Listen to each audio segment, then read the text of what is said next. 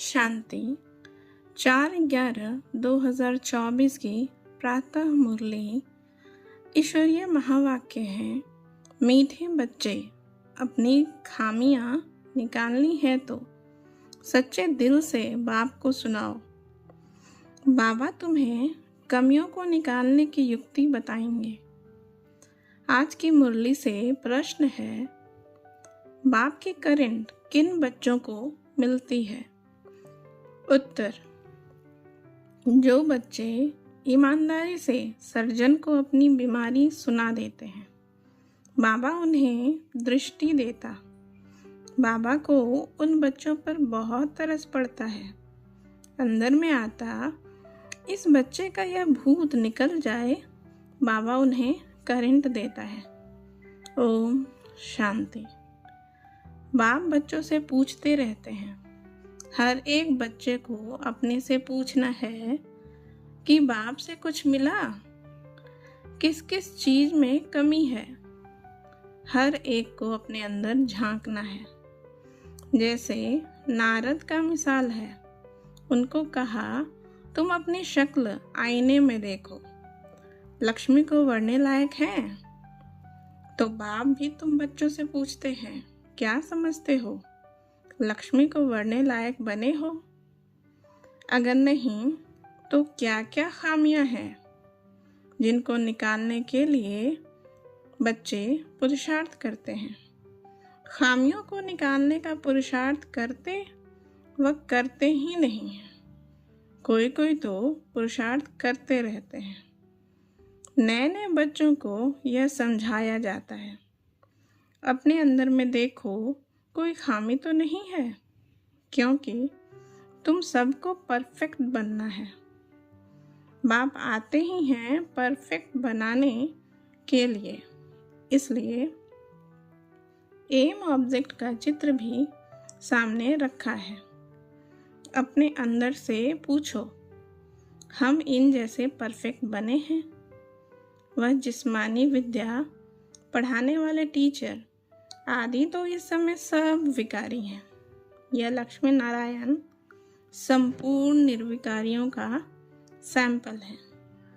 आधा कल तुमने इन्हों की महिमा की है, तो अब अपने से पूछो, हमारे में क्या क्या खामियां हैं जिनको निकाल हम अपनी उन्नति करें और बाप को बतावें कि बाबा यह खामी है जो हमसे निकलती नहीं है। कोई उपाय बताओ। बीमारी सर्जन द्वारा ही छूट सकती है। कोई कोई नायब सर्जन भी होशियार होते हैं। डॉक्टर से कंपाउंडर सीखते हैं, होशियार डॉक्टर बन जाते हैं। तो ईमानदारी से अपनी जांच करो, मेरे में क्या क्या खामियां हैं जिस कारण मैं समझता हूँ यह पद पा नहीं सकूंगा। बाप तो कहेंगे ना, तुम इन जैसा बन सकते हो। खामियां बताएं तब बाबा राय दे।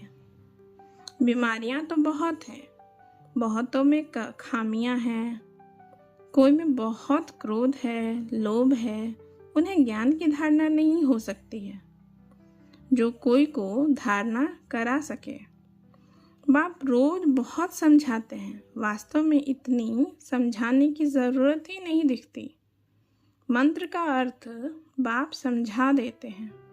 बाप तो एक ही है। बेहद के बाप को याद करना है और उनसे यह वर्षा पाकर हमको ऐसा बनना है। और स्कूलों में 5 विकारों को जीतने की बात ही नहीं होती। यह बात अभी ही होती है जो बाप आकर समझाते हैं।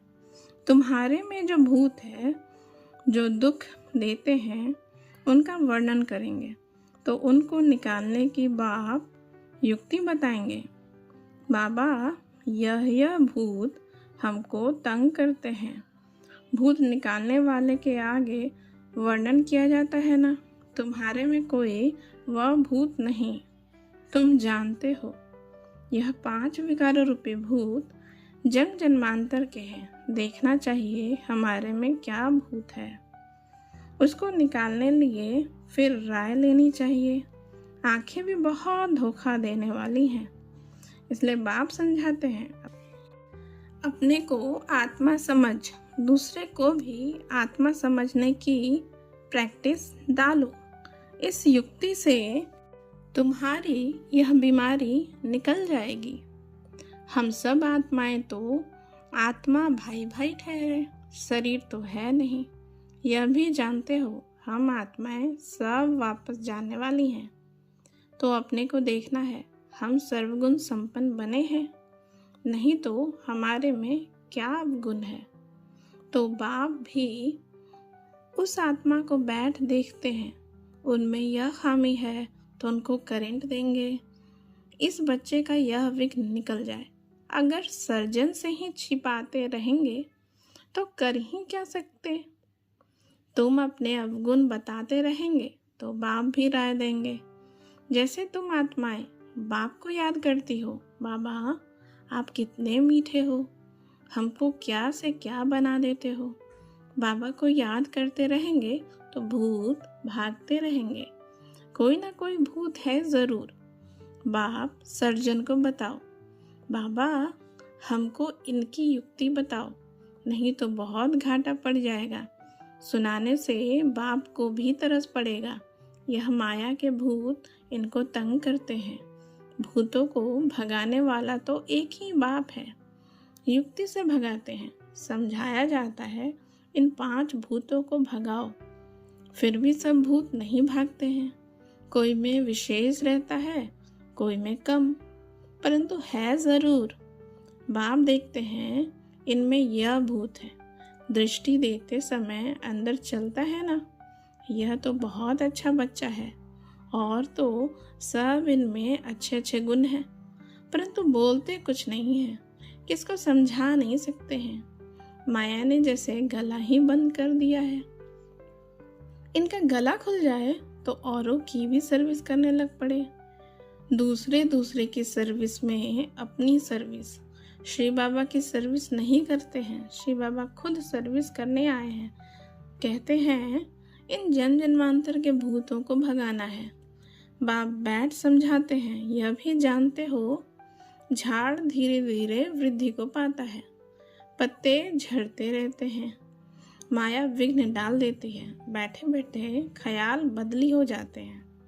जैसे सन्यासियों को घृणा आती है तो एकदम गुम हो जाते हैं, न कोई कारण न कोई बातचीत। कनेक्शन तो सबका बाप के साथ है। बच्चे तो नंबरवार हैं, वह भी बाप को सच बताएं तो वह खामियां निकल सकती है और उच्च पद पा सकते हैं। बाप जानते हैं कई न बतलाने के कारण अपने को बहुत घाटा डालते हैं। कितना भी समझाओ परंतु वह काम करने लग पड़ते हैं। माया पकड़ लेती है। माया रूपी अजगर है, सबको पेट में डाल बैठी है, दुबन में गले तक फंस पड़े हैं। बाप कितना समझाते हैं और कोई बात नहीं, सिर्फ बोलो 2 बाप है। एक लौकिक बाप तो सदैव मिलता ही है, सतयुग में भी मिलता है तो कलयुग में भी मिलता है। ऐसा नहीं कि सतयुग में फिर परलौकिक बाप मिलता है। पारलौकिक बाप तो एक ही बार आते हैं। पारलौकिक बाप आकर नर्क को स्वर्ग बनाते हैं। उनकी भक्ति मार्ग में कितनी पूजा करते हैं, याद करते हैं। शिव के मंदिर तो बहुत हैं। बच्चे कहते हैं सर्विस नहीं है। अरे शिव के मंदिर तो जहाँ तहाँ है, वहाँ जाकर तुम पूछ सकते हो। उनको क्यों पूछते हो? यह शरीरधारी तो है नहीं। यह है कौन? कहेंगे परमात्मा। इन बगैर और कोई को कहेंगे नहीं। तो बोलो यह परमात्मा बाप है ना। उनको खुदा भी कहते हैं, अल्लाह भी कहते हैं। अक्सर करके परमपिता परमात्मा कहा जाता है। उनसे क्या मिलने का है या कुछ पता है? भारत में शिव का नाम तो बहुत लेते हैं। शिव जयंती त्योहार भी मनाते हैं। कोई को भी समझाना बहुत सहज है। बाप भिन्न भिन्न प्रकार से समझाते तो बहुत रहते हैं। तुम किसके पास भी जा सकते हो, परंतु बहुत ठंडाई से। नम्रता से बात करनी है। तुम्हारा नाम तो भारत में बहुत फैला हुआ है। थोड़ी भी बात करेंगे तो झट समझ जाएंगे कि यह बीके हैं। गांव आदि तरफ तो बहुत इनोसेंट हैं। तो मंदिरों में जाकर सर्विस करना बहुत सहज है। आओ तो हम तुमको शिव बाबा की जीवन कहानी सुनावें। तुम शिव की पूजा करते हो, उनसे क्या मांगते हो? हम तो आपको इनकी पूरी जीवन कहानी बता सकते हैं। दूसरे दिन फिर लक्ष्मी नारायण के मंदिर में जाओ। तुम्हारे अंदर में खुशी रहती है। बच्चे चाहते हैं गाँवों में सर्विस करें। सबकी अपनी अपनी समझ है ना। बाप कहते हैं पहले पहले जाओ शिव बाबा के मंदिर में, फिर लक्ष्मी नारायण के मंदिर में जाकर पूछो इन्हों को यह वर्षा कैसे मिला हुआ है। आओ तो हम आपको इन देवी देवताओं के 84 जन्मों की कहानी सुनाएं। गांव वालों को भी जगाना है। तुम जाकर प्यार से समझाएंगे। तुम आत्मा हो, आत्मा ही बात करती है। यह शरीर तो खत्म हो जाने वाला है। अब हम आत्माओं को पावन बन बाप के पास जाना है। बाप कहते हैं मुझे याद करो। तो सुनने से ही उनको कशिश होगी। जितना तुम देही अभिमानी होंगे उतना तुम्हारे में कशिश आएगी। अभी इतना इस देह आदि से, पुरानी दुनिया से पूरा वैराग्य नहीं आया है। यह तो जानते हो यह पुराना चोला छोड़ना है। इसमें क्या ममत्व रखना है? शरीर होते शरीर में कोई ममत्व नहीं होना चाहिए। अंदर में यही तात्र है। अब हम आत्माएं पावन बनकर अपने घर जाएं। फिर यह भी दिल होती है ऐसे बाबा को कैसे छोड़े। ऐसा बाबा तो फिर कभी मिलेगा नहीं। तो ऐसे ऐसे ख्याल करने से बाप भी याद आएगा, घर भी याद आएगा। अब हम घर जाते हैं। 84 जन्म पूरे हुए। हर दिन में अपना धंधा आदि करो। गृहस्थ व्यवहार में तो रहना ही है। उसमें रहते हुए भी तुम बुद्धि में यह रखो कि यह तो सब कुछ खत्म हो जाना है। अभी हमको वापस अपने घर जाना है। बाप ने कहा है गृहस्थ व्यवहार में भी जरूर रहना है, नहीं तो कहाँ जाएंगे। धंधा आदि करो। बुद्धि में यह याद रहे यह तो सब कुछ विनाश होने का है। पहले हम घर जाएंगे, फिर सुखधाम में आएंगे। जो भी टाइम मिले अपने से बातें करनी चाहिए। बहुत टाइम है। 8 घंटा धंधा आदि करो, 8 घंटा आराम भी करो। बाकी 8 घंटा यह बाप से रूह रिहान कर फिर जाकर रूहानी सर्विस करनी है। जितना भी समय मिले शिव बाबा के मंदिर में, लक्ष्मी नारायण के मंदिर में जाकर सर्विस करो। मंदिर तो तुमको बहुत मिलेंगे। तुम कहाँ भी जाएंगे तो शिव बाबा का मंदिर जरूर होगा। तुम बच्चों के लिए मुख्य है याद की यात्रा। याद में अच्छी रीति रहेंगे तो तुम जो भी मांगो मिल सकता है। प्रकृति दासी बन जाती है। उनकी शक्ल आदि भी ऐसी खींचने वाली रहती है। कुछ भी मांगने की दरकार नहीं। सन्यासियों में भी कोई कोई पक्के रहते हैं। बस ऐसे निश्चय में बैठते हैं कि हम ब्रह्म में जाकर लीन होंगे। इस निश्चय में बहुत पक्के रहते हैं। उन्हों का अभ्यास होता है। हम इस शरीर को छोड़ जाते हैं, परंतु वह तो है रॉन्ग रास्ते पर। बड़ी मेहनत करते हैं ब्रह्म में लीन होने के लिए। भक्ति में दीदार के लिए कितनी मेहनत करते हैं। जीवन भी दे देते हैं। आत्मघात नहीं होता है, जीवघात होता है। आत्मा तो है ही, वह जाकर दूसरा जीवन अर्थात शरीर लेती है। तो तुम बच्चे सर्विस का अच्छी रीति शौक रखो तो बाप भी याद आवे। यहाँ भी मंदिर आदि बहुत है। तुम योग में पूरा रहकर किसी को कुछ भी कहेंगे कोई विचार नहीं आएगा। योग वाले का तीर पूरा लगेगा। तुम बहुत सर्विस कर सकते हो। कोशिश करके देखो, परंतु पहले अपने अंदर को देखना है। हमारे में कोई माया का भूत तो नहीं है। माया के भूत वाले थोड़ी ही सक्सेस हो सकते हैं। सर्विस तो बहुत है। बाबा तो नहीं जा सकते हैं ना, क्योंकि बाप साथ में है। बाप को कहाँ कीचड़े में ले जावें, किसके साथ बोलें। बाप तो बच्चों से ही बोलना चाहते हैं, तो बच्चों को सर्विस करनी है। गायन भी है, सन सोज फादर। बाप ने तो बच्चों को होशियार बनाया ना। अच्छे अच्छे बच्चे हैं जिनको सर्विस का शौक रहता है। कहते हैं हम गांवों में जाकर सर्विस करें। बाबा कहते हैं भल करो। सर्विस फोल्डिंग चित्र साथ में हो। चित्रों बगैर किसको समझाना डिफिकल्ट लगता है। रात दिन यही ख्यालात रहती है, औरों के जीवन कैसे बनाएं। हमारे में तो खामियां हैं, वह कैसे निकाल उन्नति को पाएं। तुमको खुशी भी होती है बाबा, यह 8-9 मास का बच्चा है। ऐसे बहुत निकलते हैं, जल्दी ही सर्विस लायक बन जाते हैं। हर एक को यह भी ख्याल रहता है हम अपने गांव को उठाएं, हम जिन्स भाइयों की सेवा करें। Charity begins at home. Service का शौक बहुत चाहिए। एक जगह ठहरना नहीं चाहिए, चक्र लगाते रहें। टाइम तो बहुत थोड़ा है ना। कितने बड़े बड़े अखाड़े उन्हों के बन जाते हैं। ऐसी आत्मा आकर प्रवेश करती है जो कुछ न कुछ शिक्षा बैठ देती है तो नाम हो जाता है। यह तो बेहद का बाप बैठ शिक्षा देते हैं।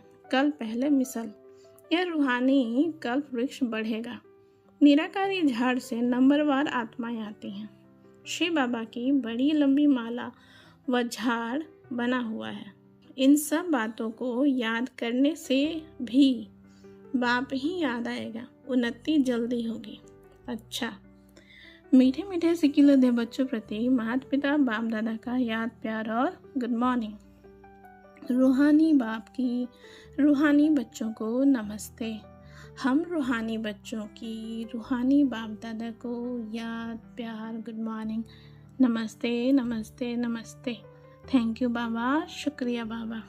आज की धारणा का मुख्य सार है, कम से कम 8 घंटा बाप से रूह रिहान कर बड़ी ठंडाई व नम्रता से रूहानी सर्विस करनी है। सर्विस में सक्सेस होने के लिए अंदर में कोई भी माया का भूत न हो। दूसरी पॉइंट, अपने आप से बातें करनी है कि यह जो कुछ हम देखते हैं यह सब विनाश होना है। हम अपने घर जाएंगे, फिर सुखधाम में आएंगे। आज का वरदान है, अटल निश्चय द्वारा सहज विजय का अनुभव करने वाले सदा हर्षित निश्चिंत भाव। इसका विस्तार है, निश्चय की निशानी है सहज विजय। लेकिन निश्चय सब बातों में चाहिए, सिर्फ बाप में निश्चय नहीं। अपने आप में, ब्राह्मण परिवार में और ड्रामा के हर दृश्य में संपूर्ण निश्चय हो। थोड़ी सी बात में निश्चय टलने वाला न हो। सदा यह स्मृति रहे कि विजय की भावी टल नहीं सकती। ऐसे निश्चय बुद्धि बच्चे क्या हुआ, क्यों हुआ, इन सब प्रश्नों से भी पार सदा निश्चिंत, सदा हर्षित रहते हैं।